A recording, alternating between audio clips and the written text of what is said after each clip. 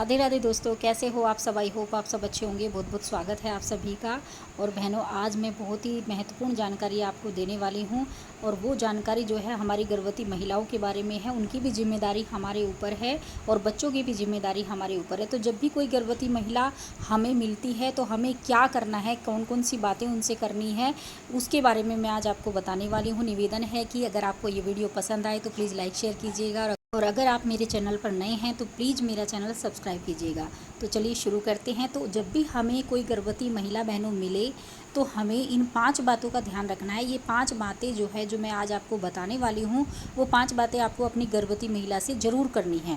अगर बहुत सी बार ऐसा हो जाता है, हम जब भी गर्भवती महिला से मिलते हैं तो हम कुछ बातें भूल जाते हैं, कुछ बता देते हैं, कुछ रह जाती है। तो अगर आप 5 बातें ये बिल्कुल गिन के आप याद रखेंगे तो कोई दिक्कत नहीं होगी। कोई आपको ये नहीं कहेगा कि आपने इस बारे में आपने अपनी गर्भवती महिला से क्यों बात नहीं की, या आपने इस बारे में अपनी गर्भवती महिला को ये जानकारी क्यों नहीं दी। तो इन 5 बातों में ही सारी जानकारी है। अगर आप ये 5 बातें याद रखेंगी तो बहुत ही अच्छा होगा और कोई भी आपको ये नहीं कहेगा कि हाँ, आपने उन्हें कुछ नहीं समझाया। सबसे पहले तो जब भी आपकी कोई गर्भवती महिला आपसे मिलने के लिए आए या कोई आपके पास आपको उसके घर परिवार में से आपसे कहने के लिए आए कि हाँ, हमारे घर में एक गर्भवती महिला है, तो सबसे पहला काम आपको गर्भवती महिला का पंजीकरण करने का है कि आप उसका पंजीकरण अपने रजिस्टर में करेंगी।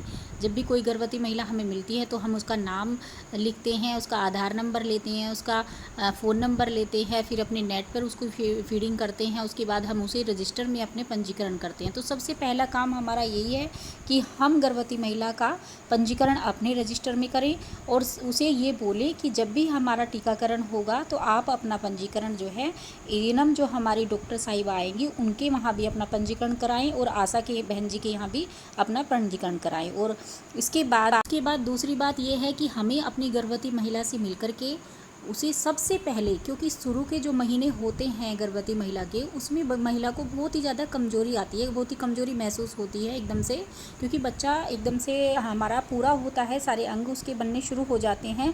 तो इस टाइम में सबसे ज़्यादा कमज़ोरी गर्भवती महिला को शुरू के 3 माह में ही होती है। और उसमें जो है, अगर वो अपने खान पान का ध्यान नहीं रखेगी तो उसके लिए भी अच्छा नहीं होगा और उसके बच्चे के लिए भी ये अच्छा नहीं होगा। तो इसलिए सबसे पहली बात जो हमें गर्भवती महिला से मिलते ही करनी है वो है पौष्टिक एवं अतिरिक्त आहार के बारे में, कि आपको अपना कैसा खाना आपको खाना है और कितना आपको अतिरिक्त आहार आपको लेना है, कि दिन में आपको कितनी बार खाना है। जैसे कि अगर आप पहले दिन में 2 बार खाती थी तो आपको 3 बार खाना खाना है, अगर आप 3 बार खाती थी तो आपको 4 बार खाना खाना है। तो उसमें यह है कि 3 बार हमारा खाने का हो गया कि गर्भवती महिला को खाना खाना है 3 बार, और 2 बार उसमें हल्का नाश्ता हो गया। तो उनको बताना है कि आप अपने खाने में जो है पौष्टिक भोजन लेंगी और अतिरिक्त आहार भी लेंगी। तो इसीलिए इसी तरीके से हमें जो है गर्भवती महिला को सबसे पहले खाने के बारे में ही समझाना है, क्योंकि अगर वो खाना खाएगी समय से और तो उसका बच्चा भी स्वस्थ होगा और वो भी स्वस्थ होगी और उसको कमज़ोरी भी नहीं आएगी।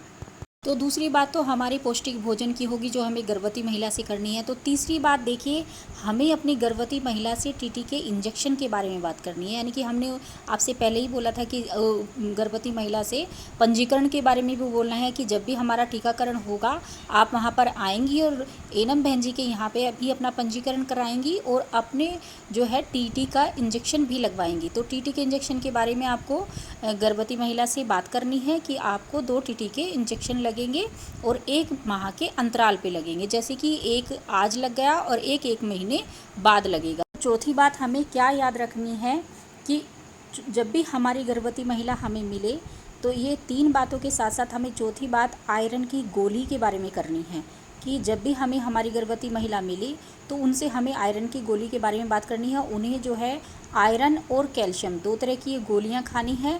आयरन की गोली हमेशा पानी से खानी है। ये आप ज़रूर अपनी गर्भवती महिला को बताएं कि आयरन की गोली आपको पानी से ही लेनी है, क्योंकि दूध या चाय से आयरन की गोली कभी नहीं ली जाएगी। और उसमें भी आपको अंतराल रखना है कि अगर आप आयरन की गोली ले रही हैं तो उससे 1 घंटा पहले आप चाय पी सकती हैं या 1 घंटा बाद पी सकती है दूध या चाय, लेकिन आप आयरन की गोली के साथ दूध या चाय बिल्कुल नहीं लेंगी।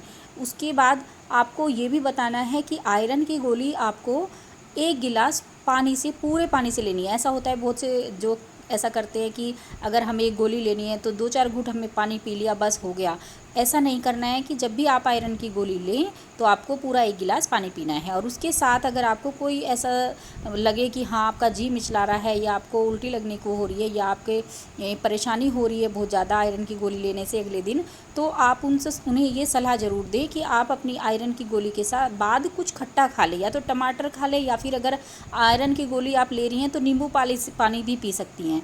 अगली बात जो हमें अपनी गर्भवती महिलाओं से करनी है वो है उनकी 4-5 जो जांच होती हैं उनके बारे में हमें उन्हें बताना है कि अब उन्हें अपनी 4-5 जो जांच हैं वो करवानी है। उसमें कौन कौन सी जांच होनी है, जैसे कि पेशाब जांच होनी है, रक्तचाप जांच होनी है, वज़न जांच होनी है, खून व पेट की जांच होनी है। तो ये 4-5 जांच आप अपनी ज़रूर कराएं। वज़न की जांच जो है वो तो हम करेंगे, यानी कि आंगनवाड़ी बहन जी करेंगी। जब भी टीकाकरण सत्र होगा तभी हम सारी गर्भवती महिलाओं का वज़न लेंगी, तो उनका भी वज़न लेंगे हम हर महीने। तो ये सारी जांच जो है वो उन्हें सरकारी अस्पताल में या एएनएम बहन जी से करानी है, जैसे पेट की जांच, रक्तचाप जांच, खून की जांच। तो ये सारी जांचें तो उन्हें सरकारी अस्पताल में जाकर आशा बहन जी के साथ करवानी है। और जो वज़न की जाँच हैं वो हम करेंगे, हर महीने उनका वज़न लेंगे। और उनका वज़न उन्हें ये भी समझाए कि उनका वज़न उनकी गर्भावस्था के दौरान 9 महीनों में कम से कम 9 से 10 किलो बढ़ना चाहिए। वो अपना ध्यान इतने अच्छे से रखे खाने पीने का कि उनका वज़न 9 से 10 किलो वज़न बढ़े उनके सारे गर्भावस्था के दौरान। तो यही सारी बातें जो हैं, बस 4-5 बातें हैं, ये अगर हमें याद रहें बिल्कुल और ये हम अपनी गर्भवती महिलाओं से करें तो कोई भी हमें ये नहीं बोलेगा कि आपने कुछ भी अपनी गर्भवती महिलाओं को नहीं समझाया, या आपने ये चीज़ छोड़ दी, या आपने ये चीज़ छोड़ दी।